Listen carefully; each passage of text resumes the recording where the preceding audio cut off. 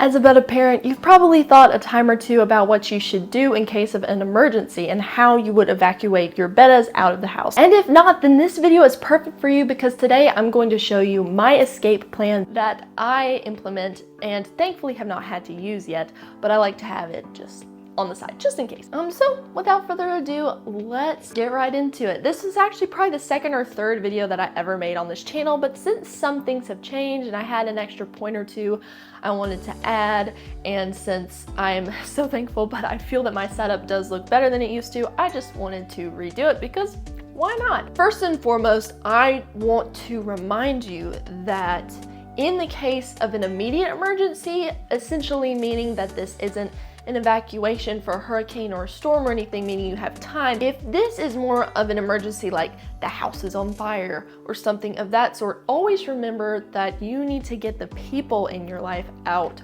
first. As sad as it may be, if that's all you have the time to do and you do lose a Betta fish, I understand the feeling. Losing pets is really, really hard, but the people in your life are and should be the most important. So first and foremost, always think about that first and think about your pets later.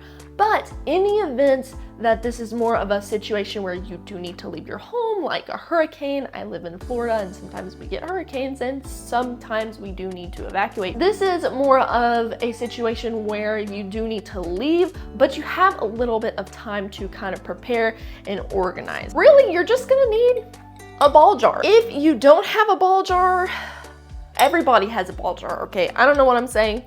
Everybody has a ball jar. If you don't, I guess get one. I mean, you could use a Pyrex container.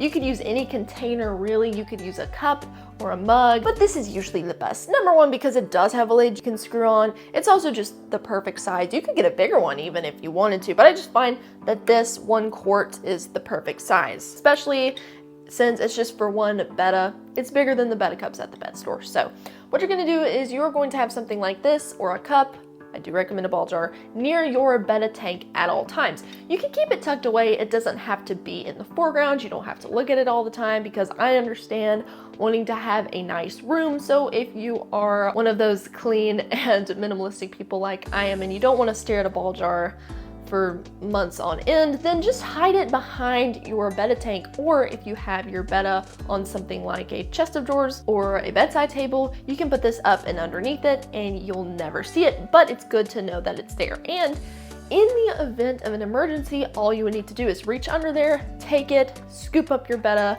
put on the lid just to keep water from sloshing, although you would need to take it on and off throughout the period of time you have him in there just to make sure you get some fresh oxygen.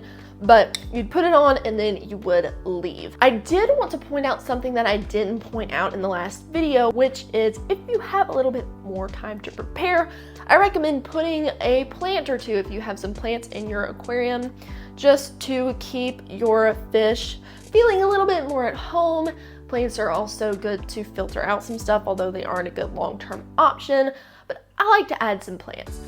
Also, if you would be in your car or near a place with power, I do recommend packing up an air stone and your air pump so that you can put the stone in there, hook it up, and have some oxygen going to your Betta. Now, Betta's being, I don't know where that came from. Betta's being labyrinth fish, they don't really have to have a supply of oxygen directly into the water, although it is nice.